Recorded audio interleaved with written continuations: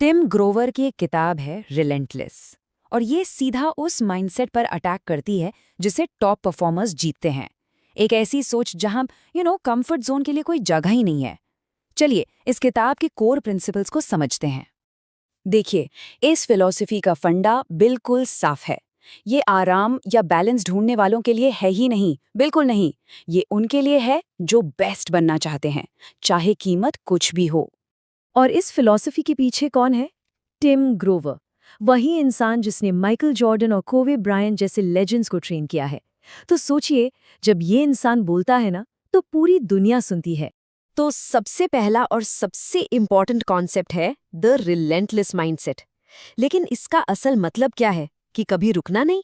Tim Grover इसे ना बड़े सिंपल शब्दों में समझाते हैं। रिलेंटलेस होने का मतलब है बस कभी ना रुकना, सक्सेस मिलने पर भी नहीं।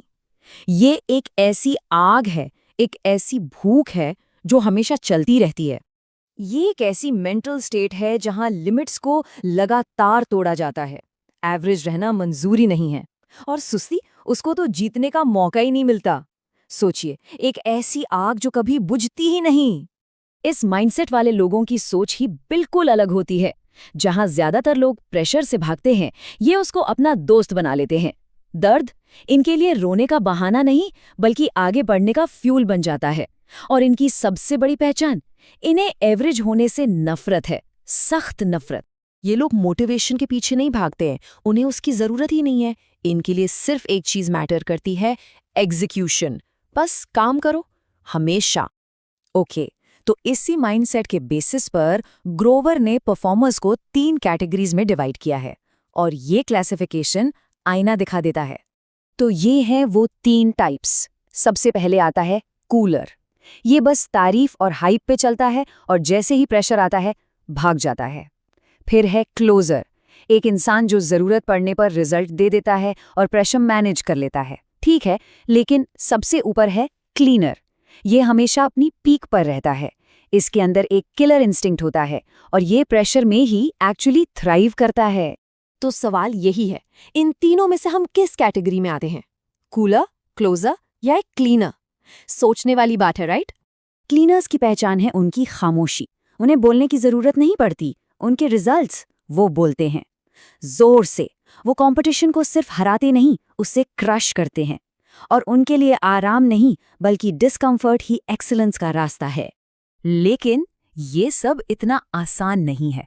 इस माइंडसेट का एक डार्क साइड भी है, एक कीमत है जो चुकानी पड़ती है। हाँ, इस रास्ते पर चलने की एक भारी कीमत है। ये कोई मूवी या फैंटेसी नहीं है। तो बेस्ट बनने की कीमत क्या है? अक्सर ये सफ़र बहुत अकेला होता है। यहाँ लाइफ बैलेंस जैसी चीज़ एग्जिस्ट ही नहीं करती।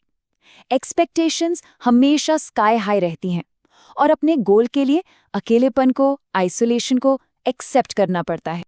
जैसा ग्रोवर कहते हैं, अगर महान बनना है तो गलत समझे जाने के लिए तैयार रहो। लोग इस डेडिकेशन को नहीं समझेंगे, और इस सच को एक्सेप्ट करके ही आगे बढ़ना पड़ता है। तो फिर इतनी नेगेटिविटी के साथ कोई आगे कैसे बढ़ेगा? यहाँ से माइंडसेट का असली खेल शुरू होता है। एक वॉरियर इन्हीं चीज़ों को अपना फ्यूल, अपना हथियार बना लेता है। एक वॉरियर के लिए प्रेशर बोझ नहीं है, ये एक मौका है, एक प्रिविलेज, ये दिखाने का कि वो असल में क्या कर सकता है जब सब कुछ दांव पर लगा हो। डर उन्हें रोकता नहीं, बल्कि अलर्ट करता है। उनके लिए डर एक सिग्नल है, एक रिमाइंडर कि अब फोकस को डबल करने का टाइम आ गया है। यही वो मोमेंट है जहां गलती की कोई गुंजाइश नहीं है। और दर्द उन्हें तोड़ता नहीं, बल्कि बनाता है। हर दर्द प्रोग्रेस का सबूत है। ये इस बात का साफ सिग्नल है कि वो आगे बढ़ रहे हैं, अपनी पुरानी लिमिट्स तोड़ रहे हैं। इसलिए जब हालात सबसे ज्यादा टफ होते हैं और प्रेशर बिल्कुल पीक पर होता है, तभी असली योद्धा जागते हैं। बाकी सब तो गिव अप कर जाते हैं। तो अब बात आती है आखिरी चॉइस पर, अनब्रेकेबल बनने के रास्ते को चुनने पर।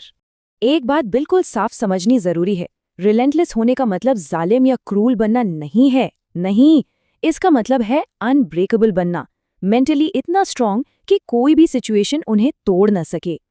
तो ये एक सीधा चैलेंज है।